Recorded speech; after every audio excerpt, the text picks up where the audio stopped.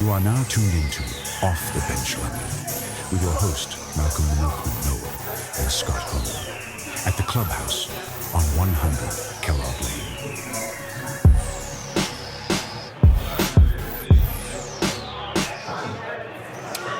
Here we are.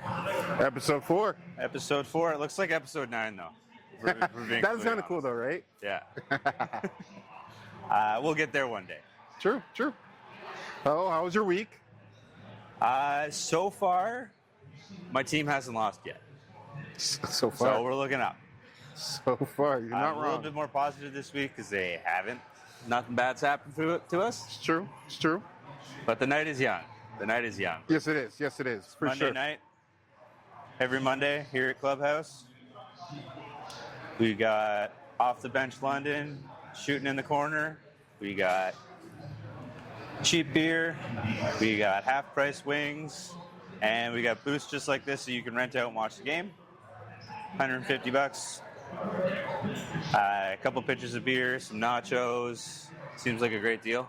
So I can't complain. Yeah. This is great. And, obviously, if you're here today, you have a chance to win a Burrow jersey, which, I kind of like this setup a little bit more. So if we have a guest, we might have to get another chair and do it again. Yeah, we'll figure that out. But, this is a pretty good setup so far. Week 4, we're getting there. We have a football here. It's getting there. You know what I mean? It's progress. Every week is a work in progress. I like it. So, 4 episodes deep. 3 in 3 minutes. Right? One of the few things I want to talk about today, since we are a sports podcast right now, and eventually we'll spread out more than just football and so forth,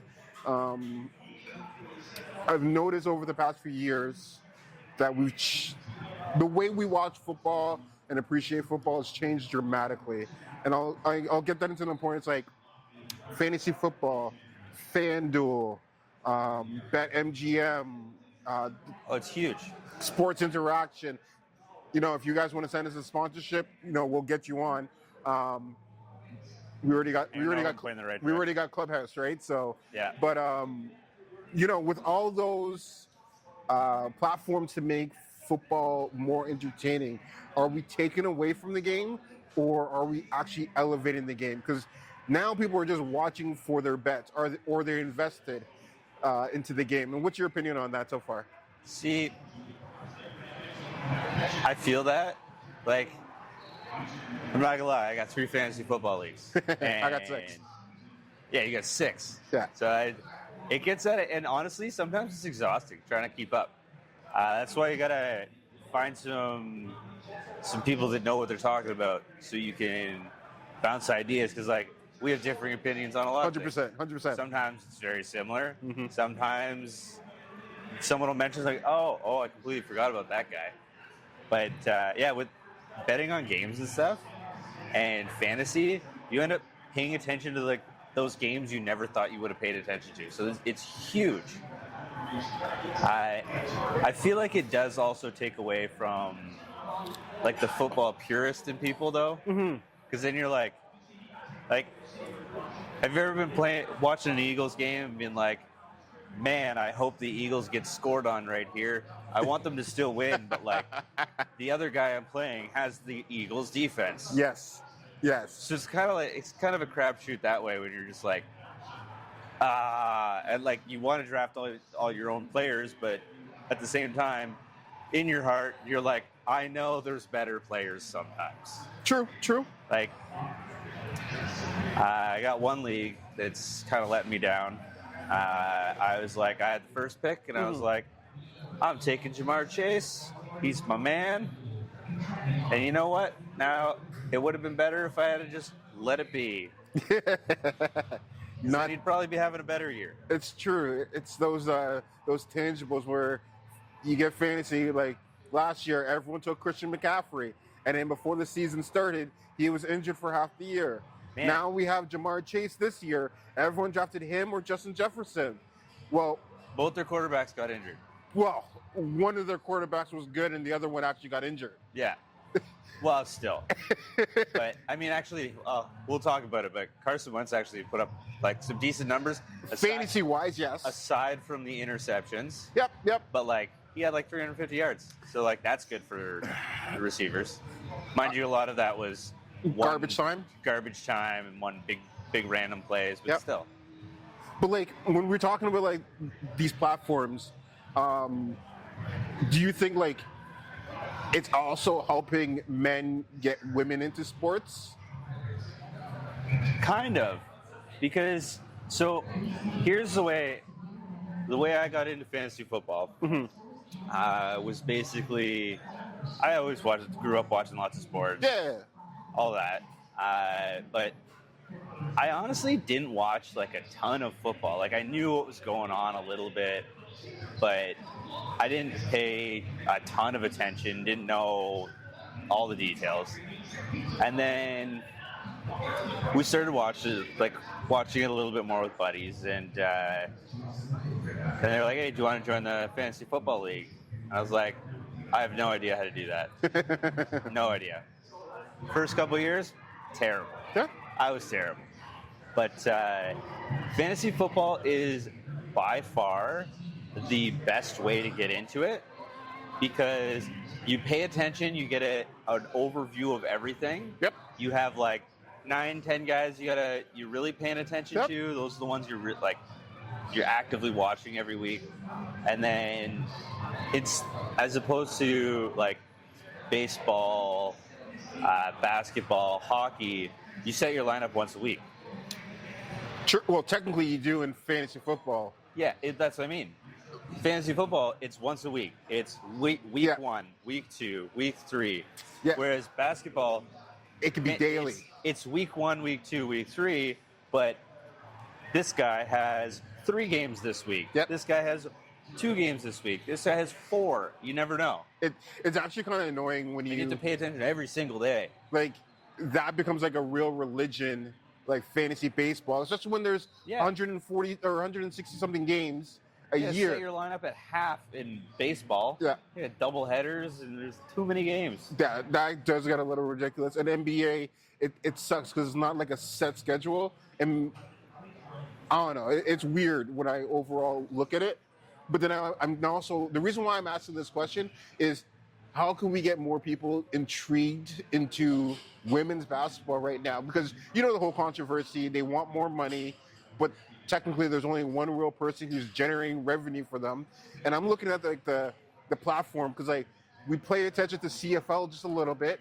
It's getting close to the time where it's the end of the season. We start, dabbling, looking at it, but it's no NFL, right?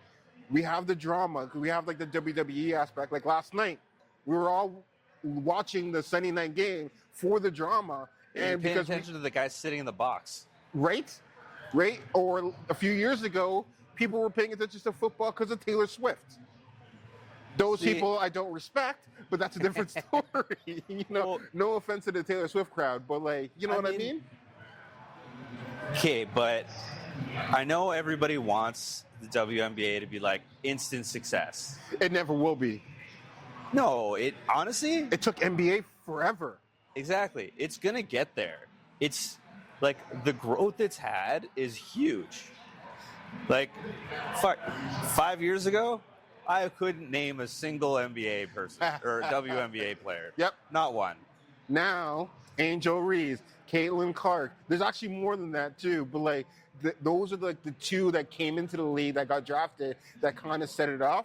And then Caitlin Clark showed us that she was actually good. And then Angel Reese, a rebound queen, because she rebounds her own baskets. Queen? Yeah. But she only rebounds sure that's what she named her shoe. Yeah. And I would not have known that 5 years ago. It's true. It's true. There's no way. But when you like looking at it, it's like, I want women's sports to be at the same level as men's sports. But looking at the construct of everything, betting is not helping them the same way. Because I'm looking at it like, I pay attention more now to the NFL, NBA, hockey, baseball because of betting, because I'm invested in that. Yeah. I'm trying to do the same with the WNBA, but it's not televised the same way. It's true.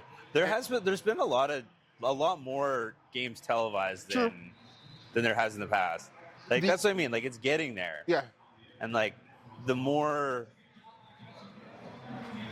You know when they're like, any publicity is good publicity? Well, yes, as long as it's not toxic within.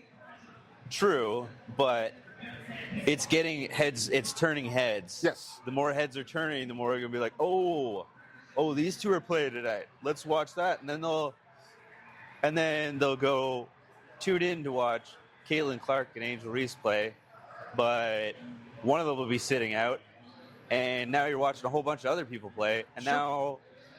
now you might actually pay more attention. Well, Like, I feel like it's also kind of like women's tennis. Like, women's tennis is huge. it was bigger when Venus was around. Yeah. Venus and Serena. It's because they were so dominant that we were either you were watching them trying to be successful, or you were on the other side wanting to see who beat them. But there's a lot of things like that. Like, because there isn't the same amount of power. It's not like take tennis for example. Men's tennis, they're just absolutely smashing it. Women's tennis, they're smashing it, but it's not as hard. So it's more like a chess match. It's a technique game. Like That's why I watch women's soccer, because unfortunately in men's soccer across the board, we know the Neymar where you get touched, you roll 10 yards, hoping for the penalty call, where like women are destroying it with technicality, power, finesse. It's a fantastic game to watch, and I'd rather watch that as well as the new league that just came around, the PWHL, the women's hockey league. Yeah, it's actually kind of putting the men's hockey to shame. Like, those are doing very well. They are doing really well. But like, those women are all starting at the same time. The women's NBA has been around for a while, and Caitlin Clark ended up putting on the map, and all the players there are also jealous that, you know, Caitlin Clark got to that level. So then they're being toxic within each other, and then now they're asking for more money. I'm like, you can't ask for more money when you are You're like, not yet. You're not. Well, it's not even that. It's like you're not respecting the reason why we are paying attention to you guys. It is because of Caitlin Clark. Yeah. But now, tell us your story, and we'll start following you. Because right now, the WNBA is in the Magic Johnson and Larry Bird era, but they're ruining it internally. And like, betting on it's one thing, but it's like, don't just like try to be like aggressive to hurt somebody, because now if I see you guys are doing that to yourselves, I'm not investing my money in betting in that to pay attention to your games, because betting is like an investment in my eyes. Yeah, well, like, not even that. Like, at the end of the day, when people go out there to like I get it, football's full contact sport. 100%. You're trying to take them out. Battle the gladiators. But at the same time, injured star players help nobody. Thank you. Like where you're. That's me. That's exactly me. Right here. Helps nobody. Like, how many people you're super excited? You're like, yes, this season's going to be amazing. Everything's going to be good. We're going to have a great year. Week 2, done. Week 1, done. We all start the season like Toronto Maple Leaf fans. But this is our year. But then, like, that's why the NBA is doing so much, or the NFL is doing so much for player safety, because a star player sitting on the sideline, doesn't help anybody. And you're not wrong with that statement. But I also look at it from this perspective. The next man up mentality in football is across the board. You never know who's coming right behind you to take your spot. And they're not only trying to earn their paycheck, but they're also trying to earn their recognition and stay on that team. For example, like, look at the Russell Wilson and Jackson Dart. Yeah. That's a huge example. But that's different. Okay, so that's an aging Hall of Famer that is just not playing. Like, he's bounced around now. Yeah. He's lost a step, and he can't admit that he's lost a step. Yep. But when it comes to, like, the players injuring each other, like, especially when it comes to like WNBA and stuff, like, when you see them trying to hurt each other, they're like, okay, but like, when you're trying to hurt the stars of the league, you're just injuring the whole league. Yes. Yeah, because now we're not this person's not playing. You're they like, may oh, be back in 3 weeks. All right, I may not watch the WNBA So for I'll 3 check weeks. back in 3-4 weeks. Yeah, when she's back. Yeah. See how she's doing. You're 100% correct with that statement. Star players do draw investment into anything. Well, like, how disheartening is it when you're like, oh, I want to go to a game? Like, you finally, it's like with the NBA. Load management, yes. The load management stuff. That was so frustrating. If you finally have enough money to go to a game, you go to a game, and Kawhi Leonard's sitting out. I know that happens a lot. Great example. But like, that's why there's some superstars that are like, what's his name? Anthony Edwards. Yep. He's like, I want to play in every single game because there's like Kobe did the same thing. Yep.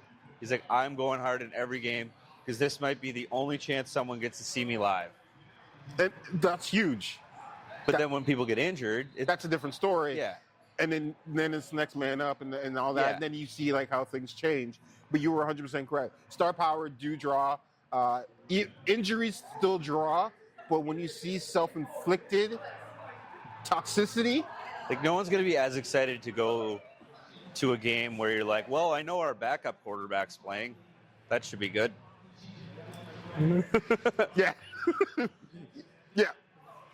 But I don't know. Maybe betting's not going to fix. I think it's an internal issue that they got to fix. And like, I'm rooting for them. Yeah. Like, I'm rooting for the WNBA because England's doing great with their women's Premier League. Yeah. You know, that's like, now that we're representing that in like FC 26, like you can get like ultimate teams and get the women's cards, and people are actually paying attention to who those women are. Yeah. That's huge. They're trying to do that to the NBA, but there's always talk about WNBA. I feel like they're just rushing it. It needs to happen naturally. Yeah. You can't force people to watch. And like, have the WNBA the same time as the NBA. I want to be able to watch LeBron James, and then if I want to watch a women's game the same day, I have the channel to switch right away.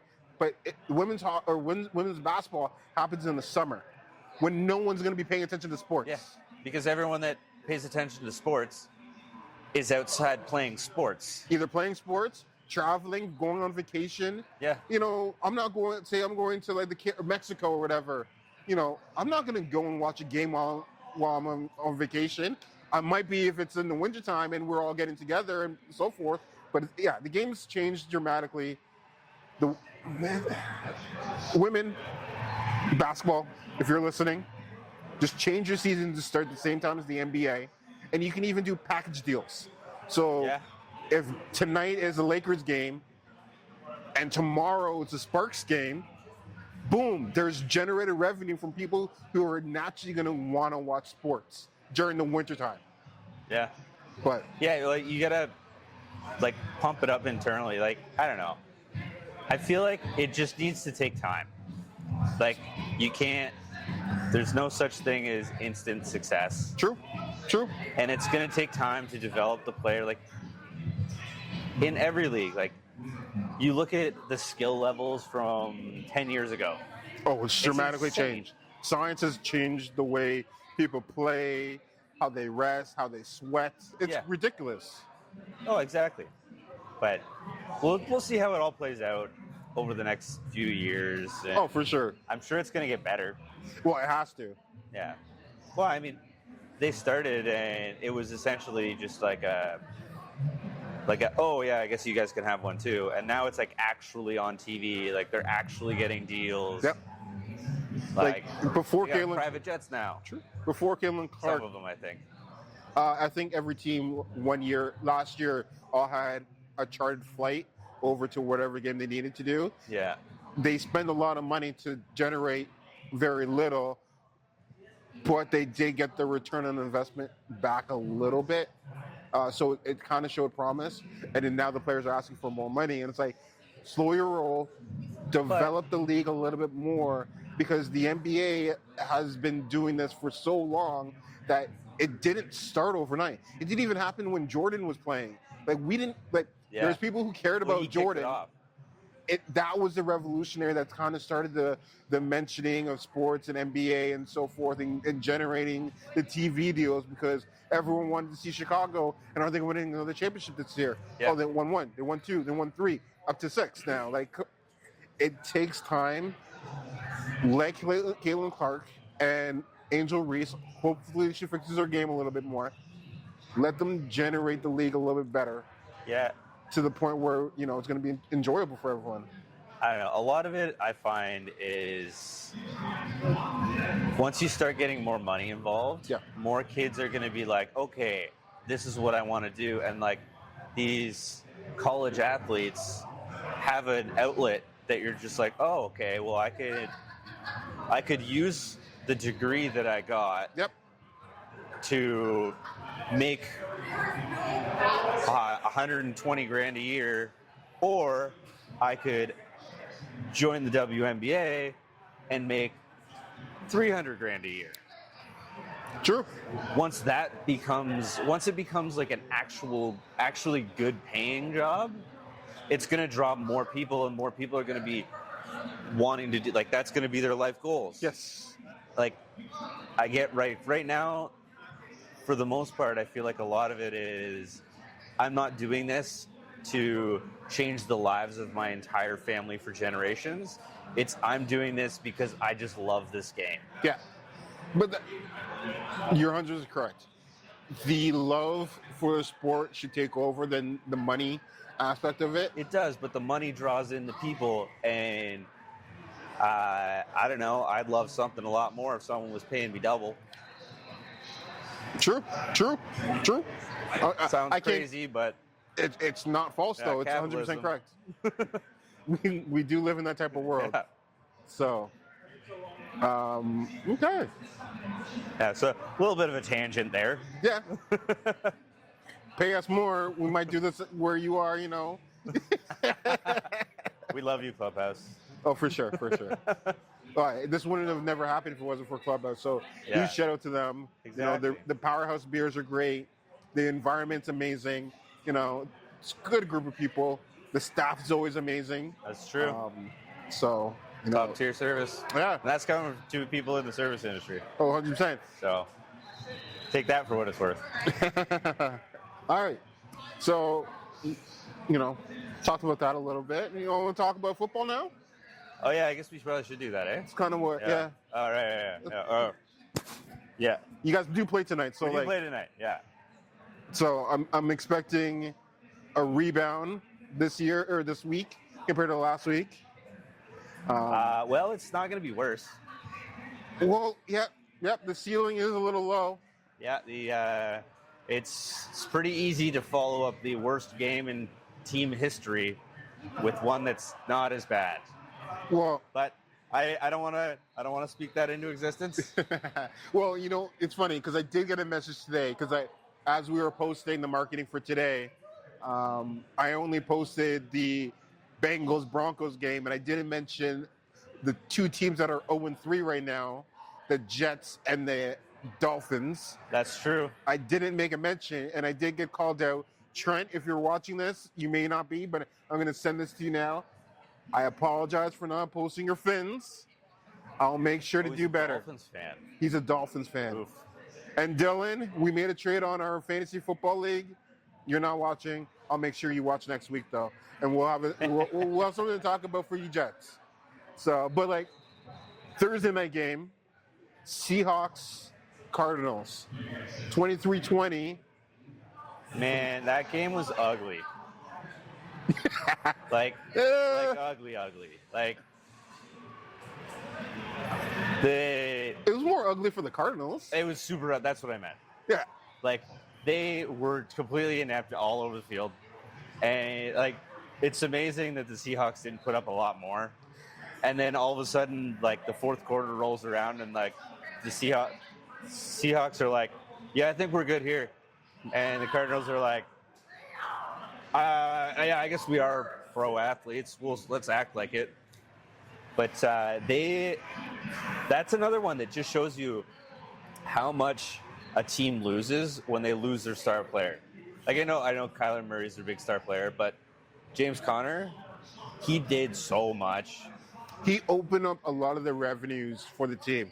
They're a run first team, pass second, Yeah. and you can kind of see it with Marcus Harris because it took him 4 quarters to warm up. Yeah. Right, dropping passes with the interception, but realistically, if you had James Conner, he would have opened up. So then Kyle Murray, who was a midget, can throw the ball accordingly. You can't say that.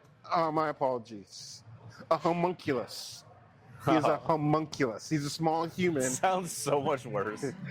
I realize that's a technical definition, Yes. but it sounds worse. He's a homunculus that can barely see over his line. I didn't say that. But and in retrospect, we are talking about professional athletes. We are not at their levels. We could not be any of them. There's no way. Kyler Murray would no walk waters all over me. I will say that right now. So anything I do say that's, on that level, but like I'm comparing pros to other pros and seeing like the threshold between them all. And Kyler's not elevating that team. I think he needs to be traded. Like he's not helping them. The team, like I believe he has so much more to give. I see his potential. He thinks he has so much.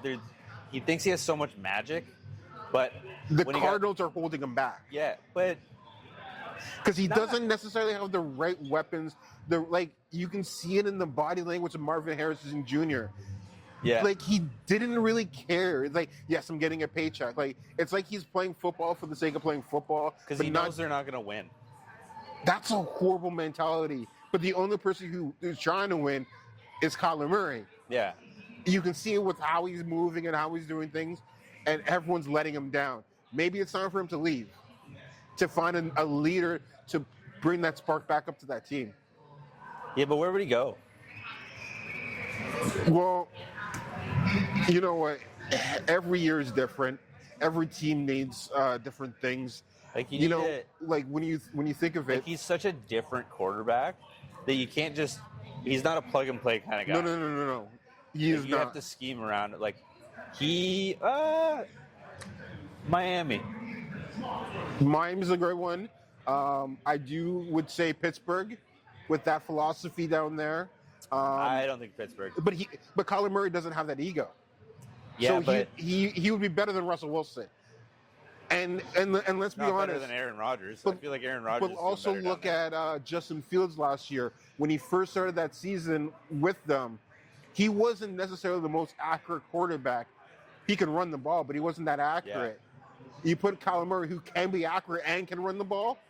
It could work out very well in that situation if Rodgers retires next year, which at this point he might. You never know. See, I don't know. It's interesting because he's such a different,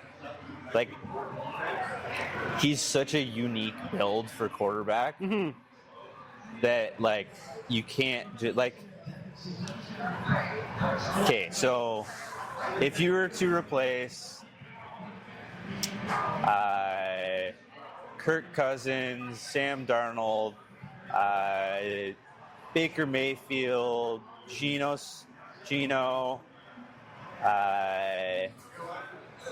all of those, Jared Goff, they all play the same way. Yep. They're very similar.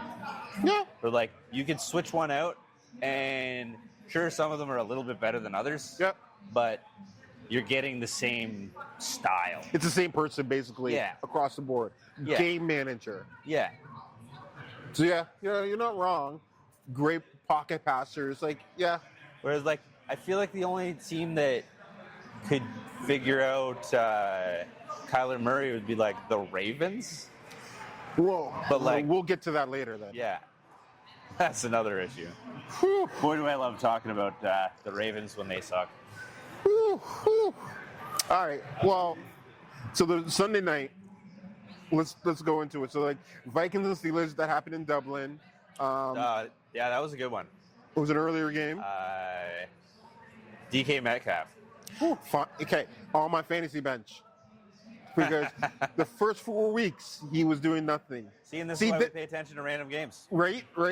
So would anyone really? Well, I mean, a lot of people probably would have woken up that early to watch it. Game started at 9:30 in the morning. If you're a Vikings or a Steelers fan, or if you bet legit money on it, or if you had DK Metcalf, Aaron Rodgers, or if Kenneth Gainwell off the waiver wire. Yep. That was crazy. Or if you're watching Premier League and then you're like, these games are boring, I'm going to switch over to NFL and see what's going on there. Football. You're like, I'm looking up football, and this is on. Nice. Yeah.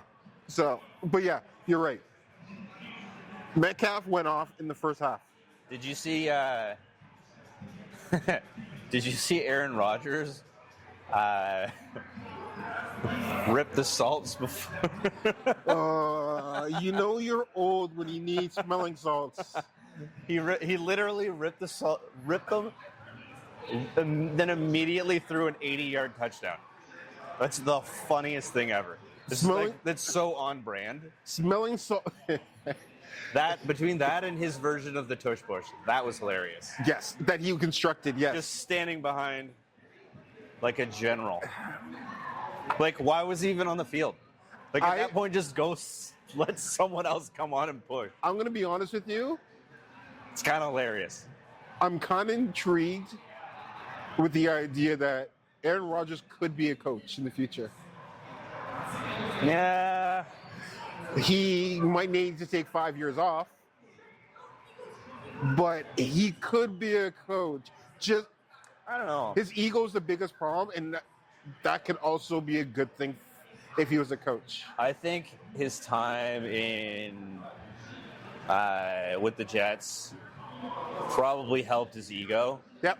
It humbled him a little bit. It's gotta humble you a little bit. Yep. Plus, honestly, the Steelers is probably a good fit because Tomlin doesn't take that pushback. It's true. And like to be told that we don't want you in New York, to go to Pittsburgh, and I'm not saying he's amazing, but he's adequate. That's what I mean. Like he's like at this point, I hate to say it, he's over the hill. He's like well, he's 40. He's almost 40. He's 40. He's 40. Oh yeah. Ancient. But like Metcalf is 31, and we're talking like wide receiver that's almost over that hump, and he's 31. Yeah, exactly. It's insane. It's insane. But okay, Commanders and Falcons. See, that's another one. Like they've had a bunch of injury problems. Mariota, he's starting. Yes, he is. He started again this week. I don't know if he's going to start next week. I don't know how Daniels should be back next week, I believe. They thought he was going to be back this week. True. So we'll see. We'll see what happens. And then they lost Eckler. Yep. Like they were shaping up to be a really good team, but a few random injuries. Like everyone thought it was going to be repeat last year. No. I don't know what's going on with the Falcons. Like they're like it's either bum or boost or bum or bust.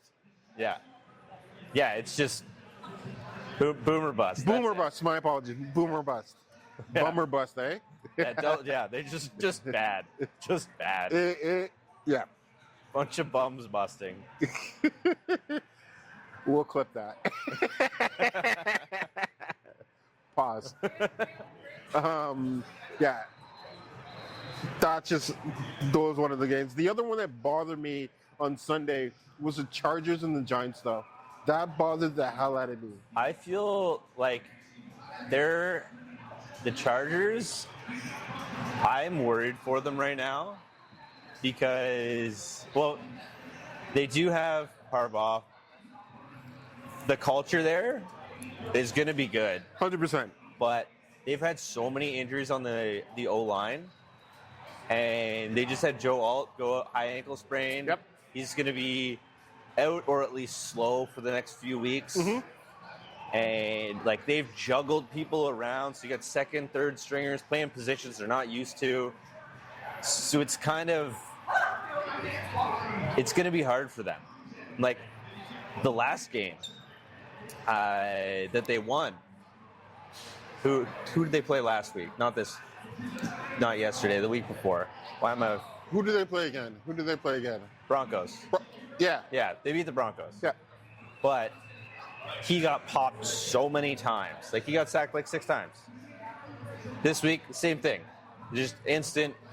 Like, he's getting hit all over the place. He's a big guy, can handle it, but For how long though? well, and like you can't make good plays when your quarterback's not standing up. Joe Burrow is a good example. Yeah, Took him to the Super Bowl, exactly. but at what cost? Yeah, So, I don't know, man. It's gonna be a rough go for them for the next few weeks. well, here's the thing. I view the Chargers, that game, they were playing to their competition.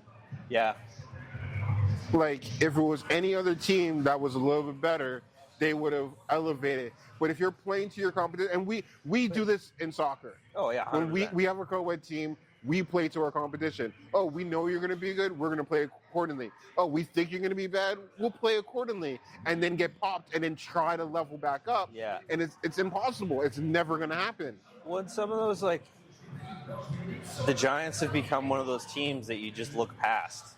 Yeah, you You're look. looking on to the next week. You're like, Oh, that's our second bye week, like the Carolina Panthers. Oh, Yeah. we're playing them. That's just another bye week for us. We'll be there, but like we're not really taking it serious. Yeah. But like Malik Neighbors got injured.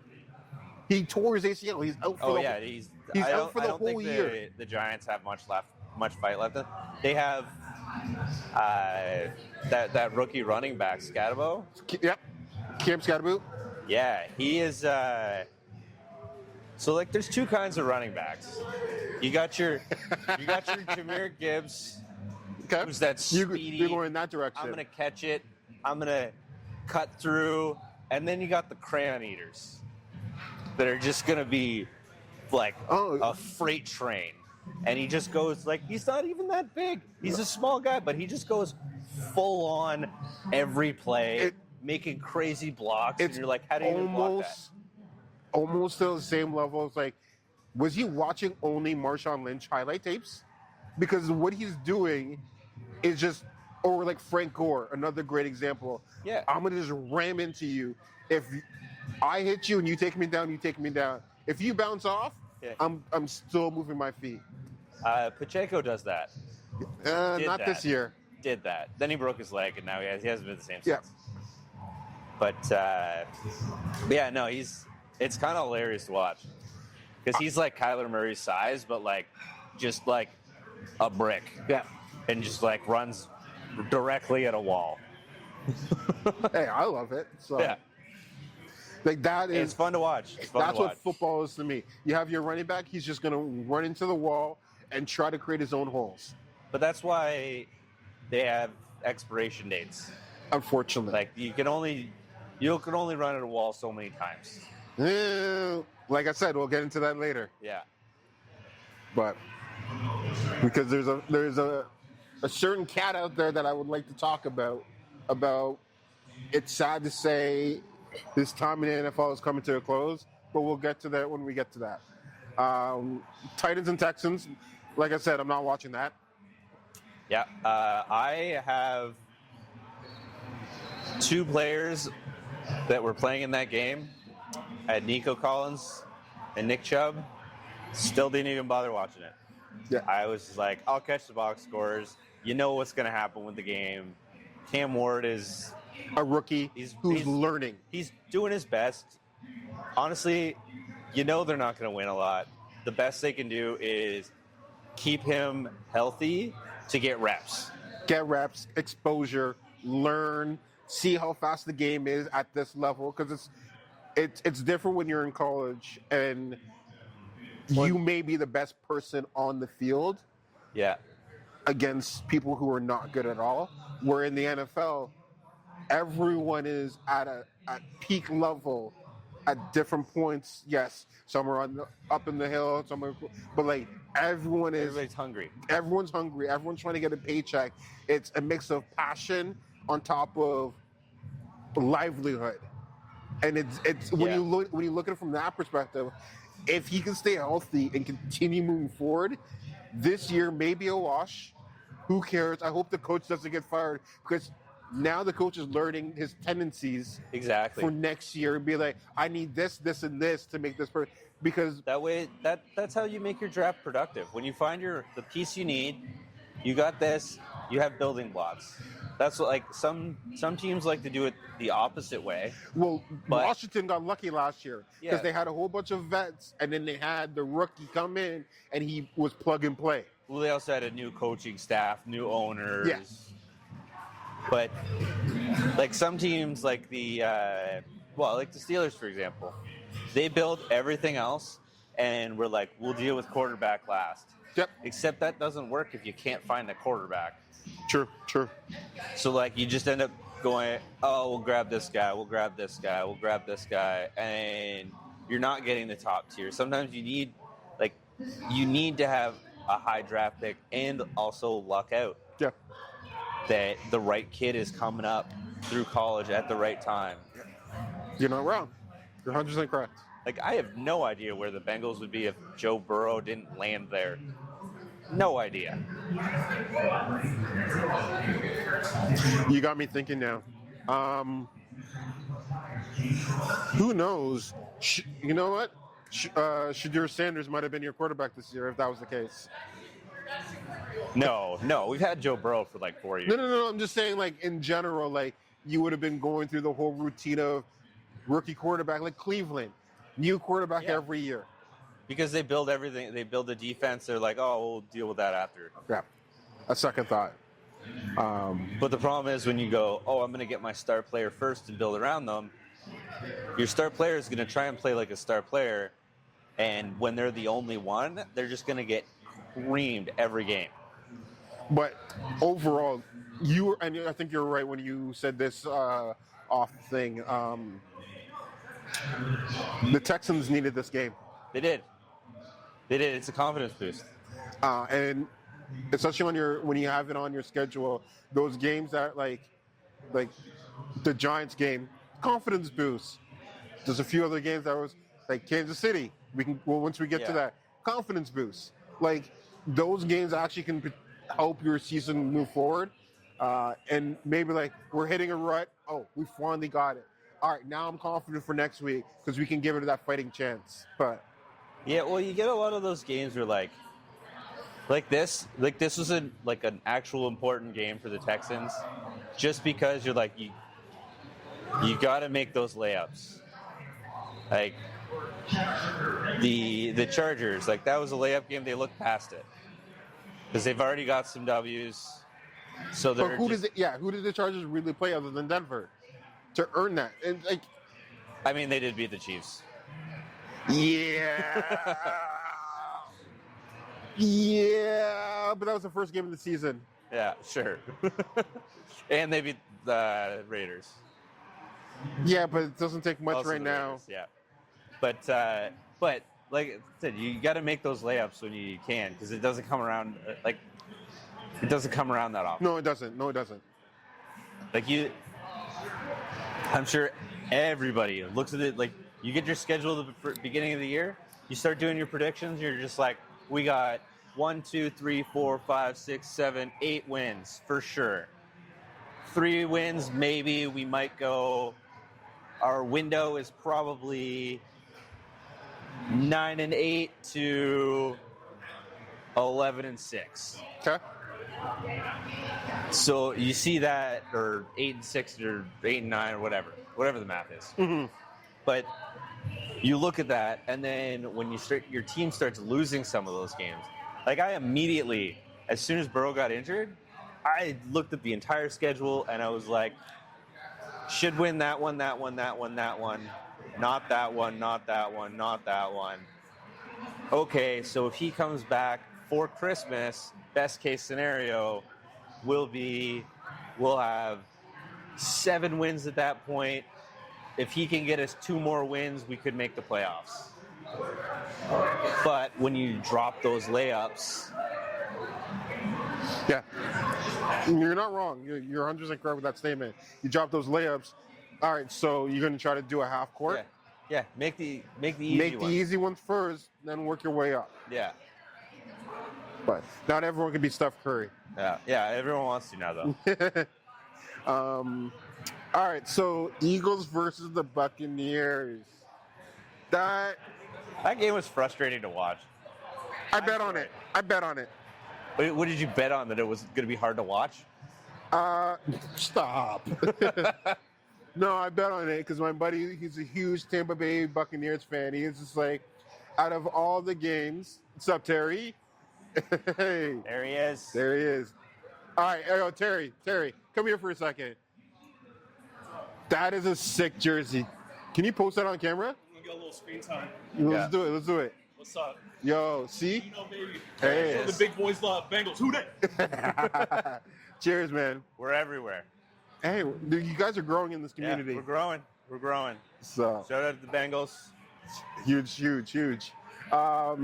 Yeah, that was a hard game to watch. I bet. So my buddy's a Buccaneers fan, diehard Buccaneers, and he was just like, if there's any game that I think my Buccaneers could win, for sure, it's probably against your Eagles because you guys been shaky all year long.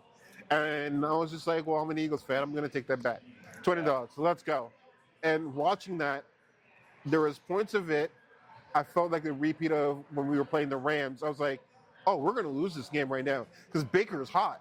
Yeah. And then our defense kept showing up. And it showed like the build of Howie Roseman, how he's been growing that team from the young aspect that our defense kept us in the game.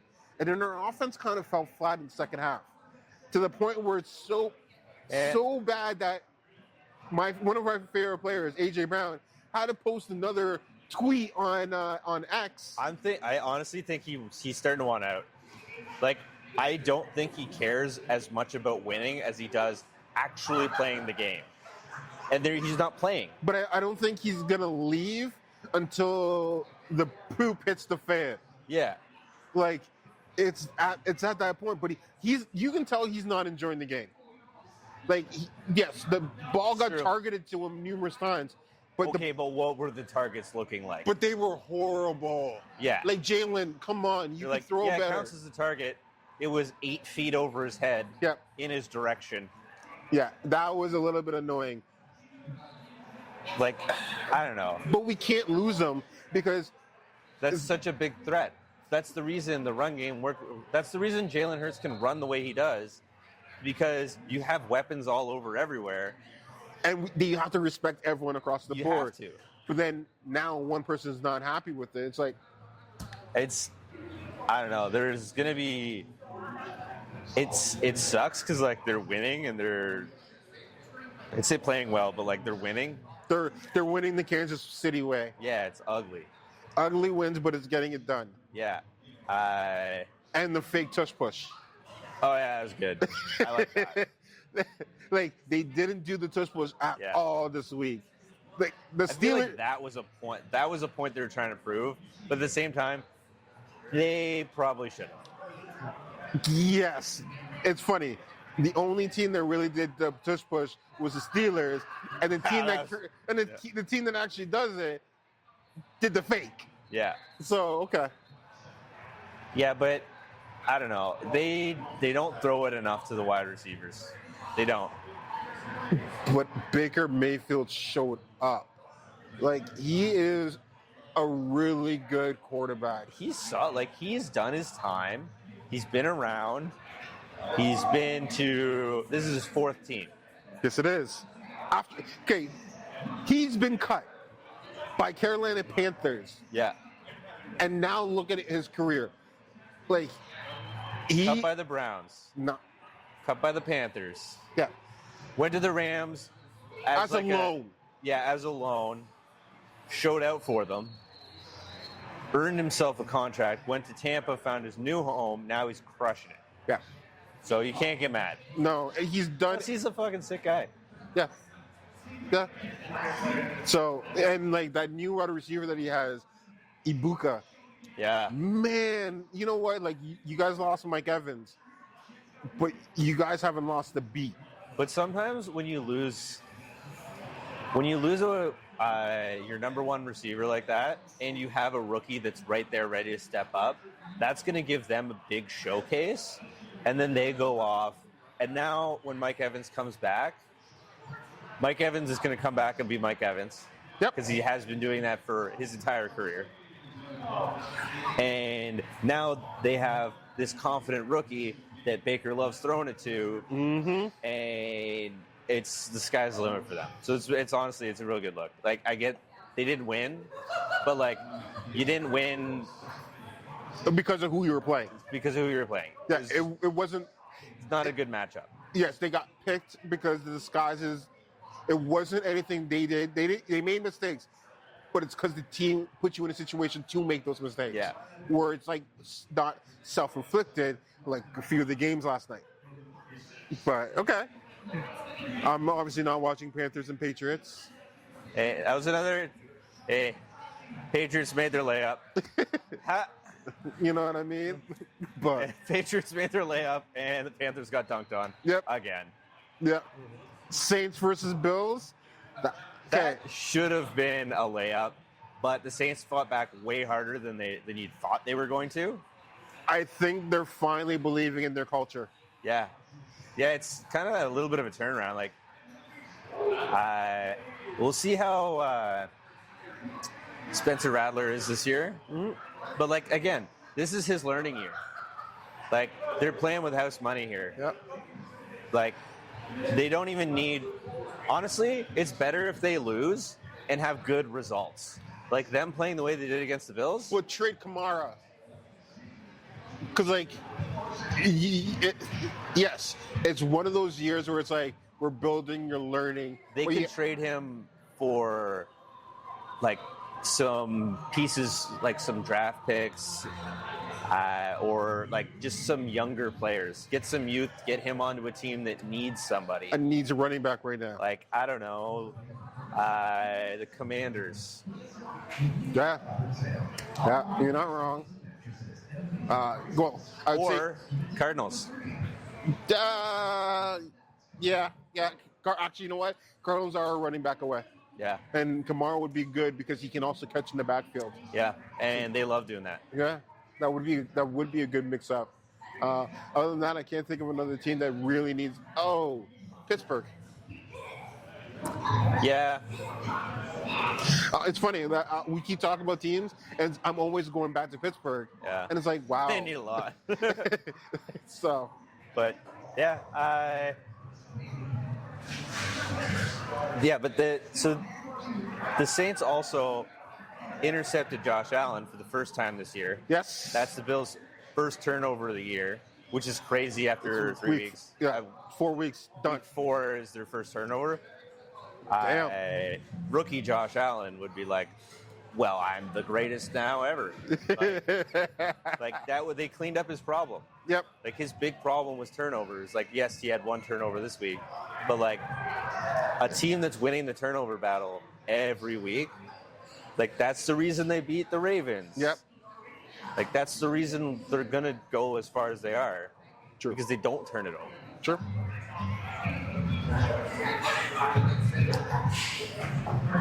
Did you watch the Browns and Lions game? I watched a little bit of it. I think the Lions are for real. I think the first week was a hiccup. Yep.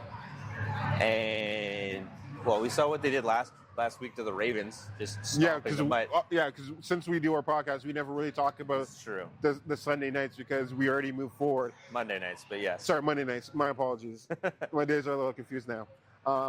But yeah, what they did to the Ravens. But now we're learning that the Ravens fold when a team has a good offense. It's the Ravens' defense that is actually a problem. Yeah, well, it's And a mix kind of of their both. offense. It's the whole organization. Yeah, they're just something happened there. But Lions, yes. Yeah, but the Lions are like they're putting it all together, and Shout out to Joey. I feel like they're using St. Brown a lot. Yeah. Gibbs is doing everything. Sonic and Knuckles. Sonic and Knuckles, they got the two. Yeah.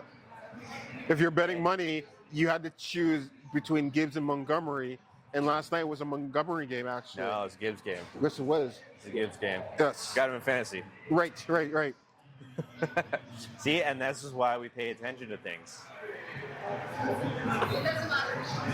But Goff found like when like that I honestly, legitimately think the Goff-Stafford trade, straight up swapping quarterbacks, was the best thing that happened to both of them. Yes, it got them out of that culture, and it did wonders. Yeah. It I actually don't know extended. if Stafford was on Detroit, it would be any different. It wouldn't. But it's interesting because it's weird to just try and think about, what if they never switched? Would the Rams have won that Super Bowl? No. We know this is a fact. We know he can throw the ball and he can go crazy, but it was the Rams won the Super Bowl because of Matthew Stafford and what he could bring to the table and his leadership. Where Jared Goff, I think, was at the point where he could do the best. He was the Kyler Murray of the Rams at the time. Yeah. He hit a ceiling and couldn't get over that hump. But I think now his ceiling has gone way up.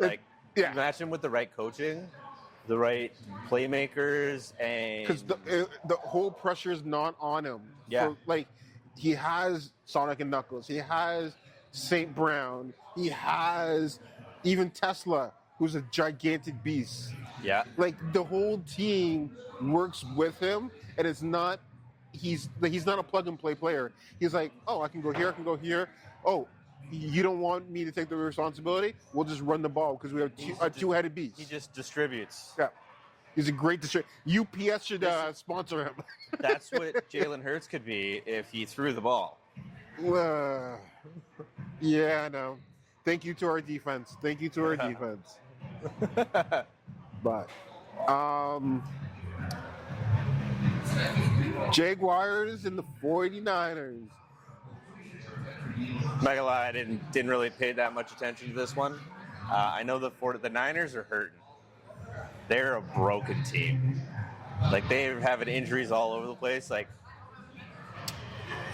They can't do that much. They lost Devo. They don't really have. Pearsall's their best receiver. They just got Juwan Jennings back, but he's still kind of injured. 49ers. McCaffrey's back, but I don't think he's playing the same. Or over the hump. Yeah. They're done. Yeah. They need a whole new shakeup. We believed in Brock Purdy. They had their shot. Yep. They missed. Because, again, players get injured. Last year was a horrible year for them, and they haven't bounced back. On the right side of their schedule, they could make the playoffs based on their schedule because they don't have a very difficult schedule. That's their only saving grace, though, which is sad to say. Yeah. But overall, no one's going to watch the games because it'll be they're playing the Panthers, they're playing the Titans, they're playing the Giants. I don't know. Yeah, no. When you look at it from that perspective, it's because my buddy Graham's a huge fan of them, and I'm getting texts every week, and it's sad because when we even went to Buffalo last year to watch them play, and then now to see them, it's like you don't even want to go watch the games when half their team's injured. That's what I mean. They're not exciting. Yeah, there's no excitement there. No. Oh, good, Mac Jones. It's like watching the CFL sometimes. Oh, cool, we're watching football. Yeah. That's it. No, I feel that. You're it's on TV. Yeah, I'll watch it because it's on, but I'm not going out my way to watch it. Yeah. And it sucks because that was always a team that was just dynamic to watch because their play calling was always different, changed, how they did everything. It was intriguing. The mindset of Shanahan. It was just intriguing. Now it's just you have the mind, but you don't have the players to execute it now. And it's sad. And especially when you have the Jaguars with Trevor Lawrence, who peaked in college, in my opinion. Yeah. And then you have Travis Hunter, who only played, I think he's done playing two ways. No, he's been playing both. He was benched in the second half of defense and was only allowed to play offense. That makes sense. That's probably for the best. But you can't the play reason two ways. He was playing a lot of defenses because people got injured and then he had to. But I think he was I think I saw 38% of defensive snaps and 68% of offensive snaps, which is Ridiculous. That's a lot of snaps. Ridiculous. You can't sustain that. Like, he's young, so he has that saving grace. He's not big. No, he's short. I think we might be taller than him. We're the same height as him. Maybe me. No, I mean like Yeah. skinny. Yeah, that too. But like overall, he's very athletic. Yeah. But he won't be able to maintain this unless he's training ridiculously. Well, not even that. It's just the you're on offense and defense? You're tired. Well, go to practice.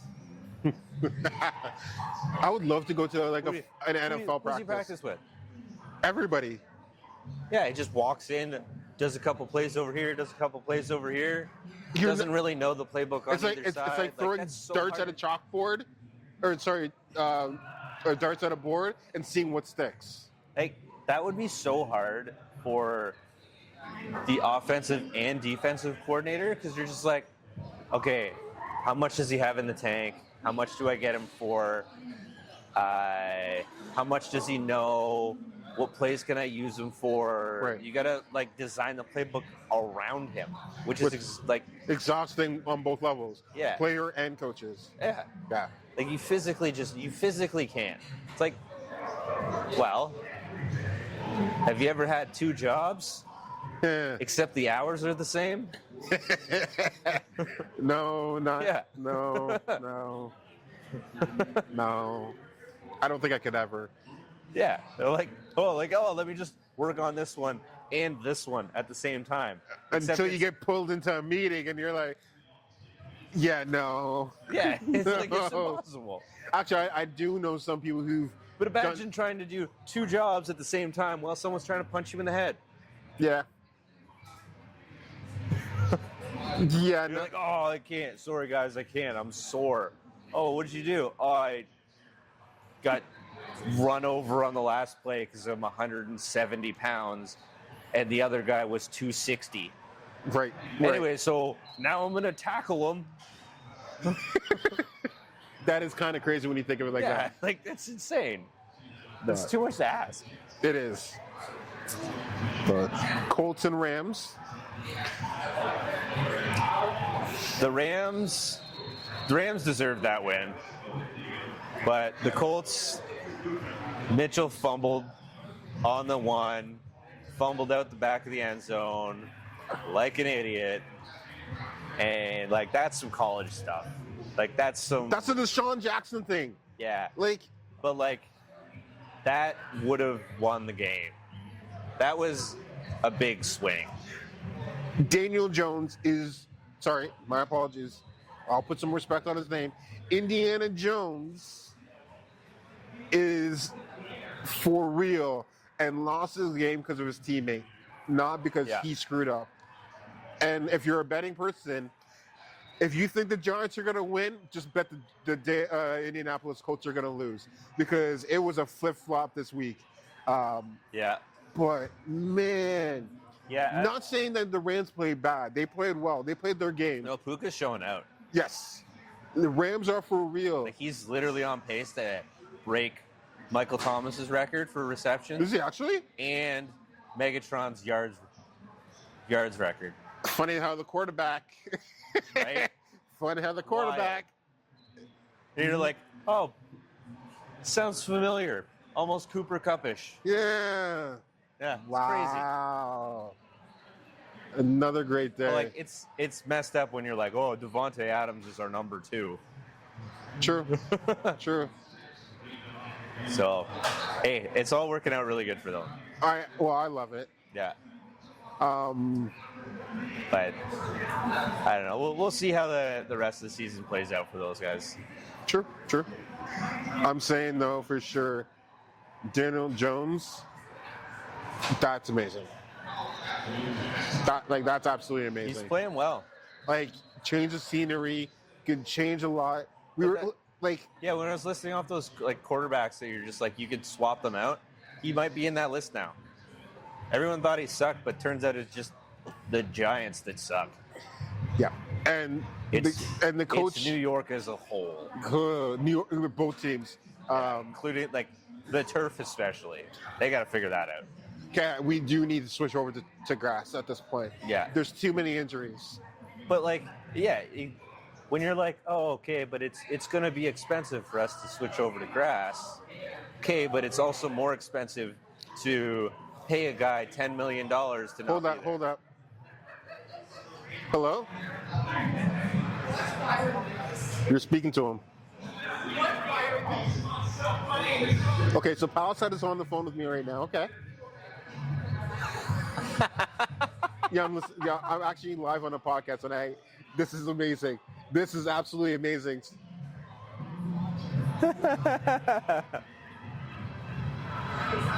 That is absolutely amazing because right now I'm on a podcast and we're giving out a jersey today. So for the fact that I'm winning a jersey on phone right now, that is epic. Thank you.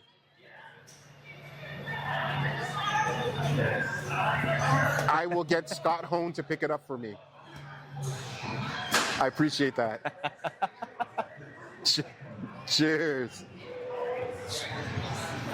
Wild. That is wild. Legit. That is epic. Palisade just called me. So we were there yesterday watching a lot of the football games. So if I'm not at Clubhouse watching football, I'll go and support local people that I know. And obviously my co-host here works at Palisade. So I'll go check him every so often. And they had a deal where you buy a picture and you can win a jersey. And that's now a testament that it actually works. Yeah. You can't fake that. You And literally the can't fake timing is ridiculous. We're like, okay. That is sick. That is sick. Okay. that. To see the happiness in this man's face when he wins a jersey.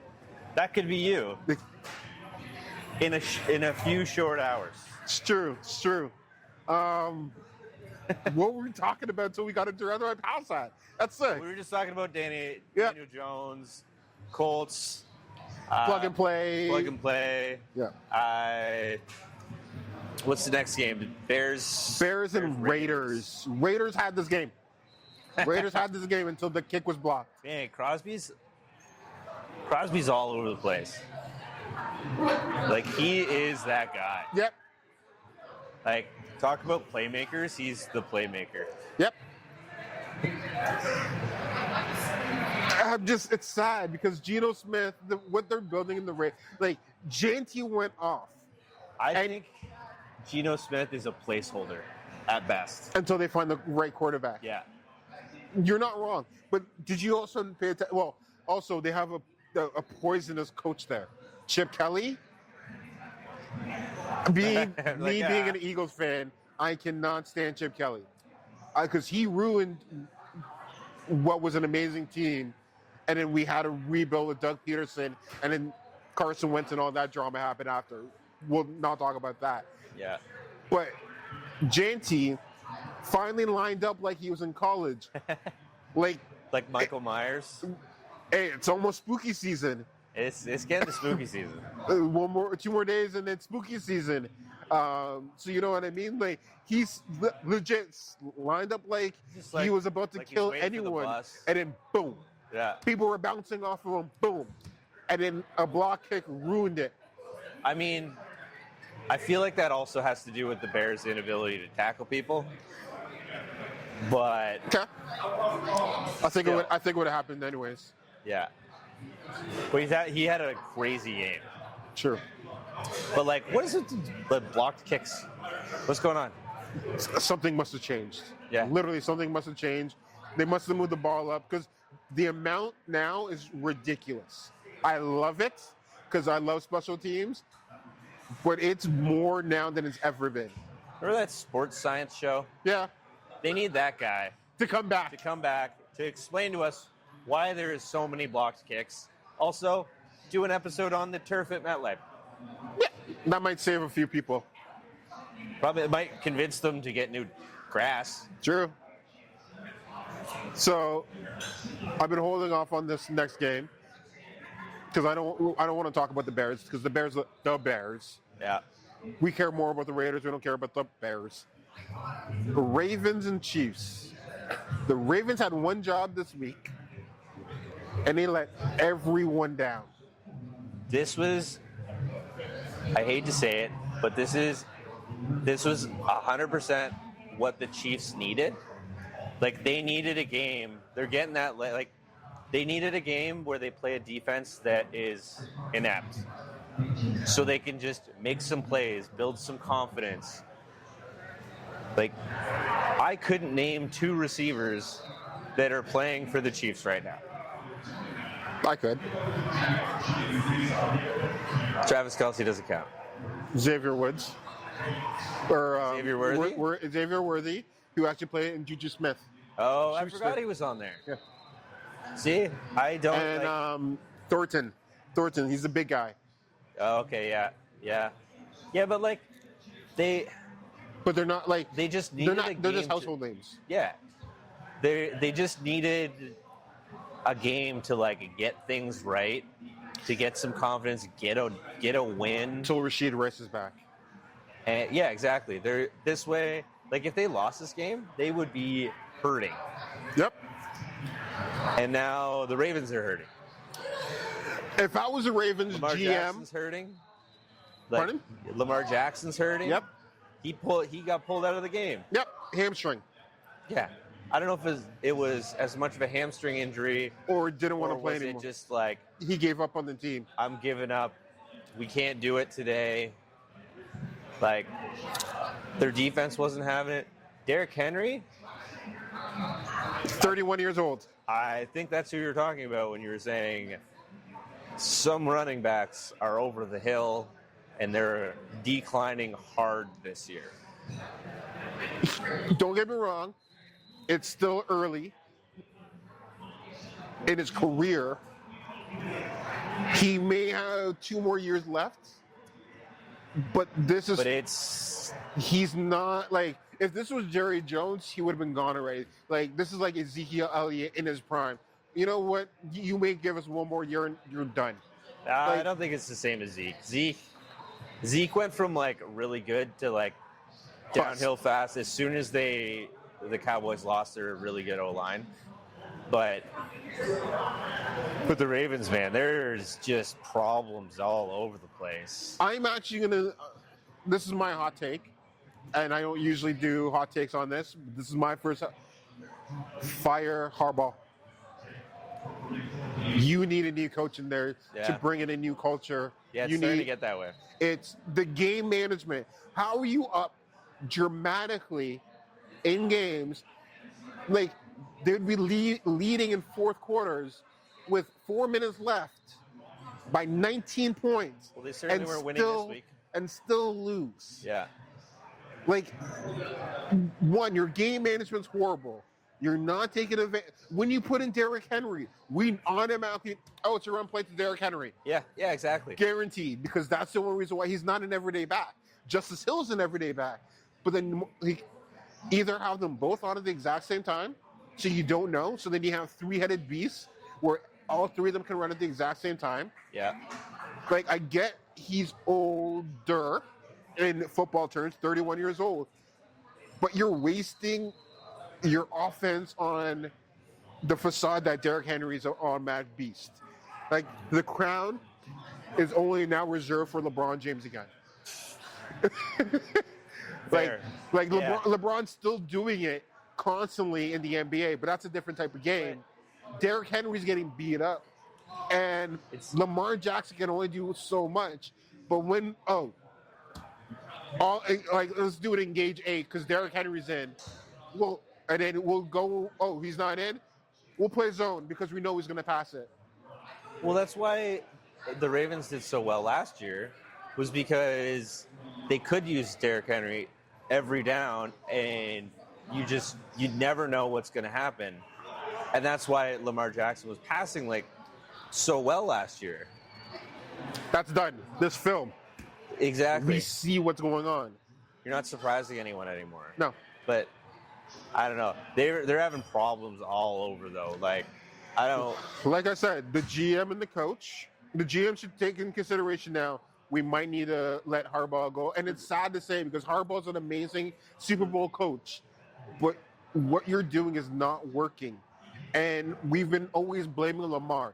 Lamar's not getting it done. Lamar's not getting it done. Lamar's not getting it done. I'm at the point now where I'm starting to think, no, it's the coach that's letting Lamar down, and Lamar's now keeping that like, okay, I'm going to try to be the hero because my coach is telling me to do this. I'm going to try to do it. Yeah, nothing he does is scripted. True. But it's maybe we need a coach to get in there to start scripting things to put people in their best situation. He needs and that's a good coach. Game managing. Yes. So if I'm the Ravens right now, if I was a fan, if I was the coach, if I was the owner, I'm hitting the emergency button right now. Yeah. I am panicking 100%. because beginning of the season, we said there was. You're supposed to have 3 losses this year. Thank you. And It's week 4. And you have 1 win, 3 losses, and you're matching the Giants. Yeah. Right? There should have been 4 teams in this league this year. And the Giants win was against the Chargers, who are better. And the Ravens' only win is against the Browns, who have 0 offense. Speak game. There's 4 at the beginning of the season. I would say there was 4 teams. You had the Eagles because they were Super Bowl champs, right? You had the Ravens, you had the Bills, and you had Kansas City. Those are the top 4 teams that 2 of them fell off hard. If we're going to the top 10, we can add the Bengals. We can add. I would never put the Chargers in there. But other than that, other teams that I might have put in that. Tampa, the Chargers, I had a feeling they'd be pretty good just because of Harbaugh. I thought they'd be decent, but Minnesota, because what we saw with Sam Darnold last year to this year, there was always that if with San Francisco, but the injuries back of our head. But other than that, those are the teams that I was like, those, and Detroit, you have to put Detroit on that list. Now I look at it, it's like, Ravens, are you rebuilding? Yeah. Like they're good. They're probably gonna have to. Like to say that the Ravens are the exact same level as Tennessee right now. Now, don't get me wrong, Ravens played great teams. Ravens have played great teams. Yeah. But the records are. What I'm saying is. But that's the difference between first place schedule, last place schedule. Exactly. Like that's how it evens out. So. Okay. Anything else you want to add to this? Well, we got a couple games tonight. Yep. We got the 1 game. Oh, let's not talk about. We still have 1 more game. Oh yeah. There's 1 more game. So I apologize. Sorry, I don't acknowledge ties. That's on me. That's on me. If you're watching live, greatly appreciated you sticking around to this for this whole episode. If you're watching late, and you're piecing out whatever, cool. Yes, you don't acknowledge ties. There was only 1 winner last night, and that was Jerry Jones. Yeah, Jerry Jones just proved that he won the trade. It doesn't matter. Micah's career is now cemented with Jerry Jones forever. Because when you look at it as the GM didn't want to pay Micah top dollar for a non-wide or non-quarterback, gave him basically to Green Bay for Kenny Clark. And 2 first rounds. No, 2 second rounds or two first rounds, and you won the trade as of today or as of last night. Both defenses got 40 points hung on them. Yeah. When you look at it, if you have the highest paid non-quarterback in the league on your defense, you shouldn't be getting 40 points hung on you. Well, here's the other sad thing is. When you look at it from like the last night, which was a 4-hour game, Micah only got 1 sack. In overtime. Was it in overtime? It was in overtime. It was in overtime. Because he saved the touchdown. It wasn't even for negative yards. He did save a touchdown. He saved the touchdown. He actually did. He saved the tie. Yeah, we would have had a winner if he didn't sack for that 1. Yeah. I think Micah went into this game too lovey-dovey with Dak Prescott. Yeah. That's a different story. Going soft. But it was bad. At the beginning of this year, we were saying Green Bay may win the whole thing. No, you guys have shown your true colors. You guys had a weak schedule to start off. Going back to, I feel like winning is that mentality, though. Like, Green Bay, ever since Aaron Rodgers left, has just been, they haven't been killers. True. So they don't have that mentality. True. Like Dallas, for what it's worth, regardless, they try, and like they've been in 2 overtimes so far. The only team that's been in overtime, except for the other teams they've been playing against. Yep. Like week 4, 2 overtimes. That takes the. They don't want to win enough. They just don't want to lose. So they just keep it close. And Romeo Dobbs looks so well, but they're deep. With his gigantic Guardian helmet. Yep. Yeah. Like you can see it from space. Like I own the Milky Way apparel. I can look down and see his hell. Like damn, there's yeah. But man, okay. But yeah, Jerry Jones, congratulations, you won the trade. And anytime Micah does anything now, we're always going to refer to Jerry Jones from now on. It is cemented in history. Micah's got to light it up the rest of the year. It doesn't matter. We're always going to refer to the Cowboys. And that was the only other time they can play them again is in the playoffs. And I don't think it will happen. Yeah, one of those teams isn't going to make the playoffs. But like Prescott right now is playing like an MVP candidate. Yeah, which is crazy because Lamb's out. Which I know very well because, again, fantasy football. Like we said in the beginning of this episode, if you pay attention, the betting makes us more involved in sports, but some sports. Because otherwise you'd never learn the 2nd, 3rd, 4th string people. Well, probably not 4th string, but like... Or close to. Yeah. Close to. Okay, so there's 2 games tonight. We have the Jets and the Dolphins, and as we were recording this, the Jets and the Dolphins game was actually going on. I'm not really paying attention. I'm trying to, but I'm not really paying attention. You see out of the corner of my eye, it's 10-3 for Miami. So and then it's the Bengals and the Broncos, which obviously we know why we're supporting the Broncos. Or sorry, the Bengals. Can't scrap the whole podcast. We're done. Done. Got the wrong orange team. Obviously, you're going for the Bengals tonight. Yeah. I think I want the Bengals to win so bad, but we'll see what happens. Fair. Honestly, I just want them to play well. It's fair. I just want them to look like a team. I get you. Like, go out there, start the game off, get a couple first downs. Sure. Defense goes out, get a 3 and out, get some confidence back. Because, like, losing like that, like they did last week, that destroys your confidence. You're not wrong.